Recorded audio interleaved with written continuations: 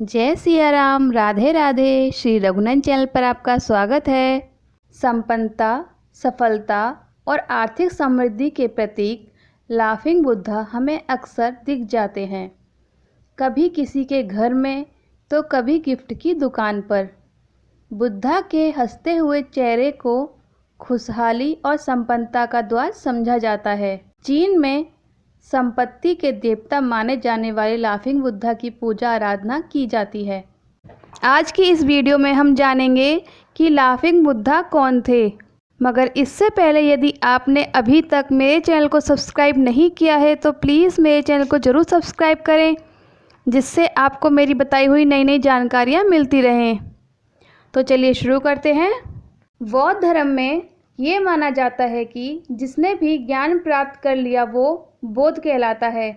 महात्मा बुद्ध के पूरी दुनिया में बहुत से शिष्य थे, जिनमें से एक शिष्य जापान के होतेई थे। कहा जाता है कि जब होतेई को ज्ञान की प्राप्ति हुई तो उन्होंने ज़ोर ज़ोर से हंसना शुरू कर दिया और उनके जीवन का उद्देश्य लोगों को हंसाना और खुशी देना ही बन गया। इस उद्देश्य को पूरा करने के लिए होतेई ने लोगों में खुशियां बांटना शुरू कर दिया। वो जहां जाते वहां लोगों को हंसाते और इस तरह जापान और चीन में लोग उन्हें हंसता हुआ बुद्धा बुलाने लग गए और इसका अंग्रेजी में अर्थ है लाफिंग बुद्धा। दुनिया में खुशियां बांटने के होतेई के इस उद्देश्य को उनके अनुयायियों ने भी दुनिया में फैलाया और होतेई के इस स्तर पर प्रचार किया कि चीनी लोग उन्हें भगवान मानने लगे और भगवान की तरह उनकी मूर्तियां अपने घरों में रखने लगे। इसे गुड लक भी माना जाने लगा। जिस तरह भारत में धन के देवता कुबेर को माना जाता है, उसी तरह चीन में लाफिंग बुद्धा को समृद्धि के देवता के रूप में अपना लिया गया। कहा जाता है कि होतेई लोगों को प्रवचन नहीं दिया करते थे, बल्कि हंसाया करते थे।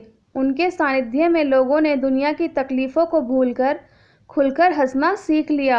हंसना और हंसाना ही उनका ध्यान और उनकी समाधि थी। उनके अनुसार पूरी सृष्टि हंस रही है, लेकिन लोग अपनी तकलीफ़ों में उलझकर रो रहे हैं। होतेई के साथ रहते हुए लोगों ने जाना कि बिना किसी कारण भी खुलकर हंसा जा सकता है और शांति का अनुभव किया जा सकता है।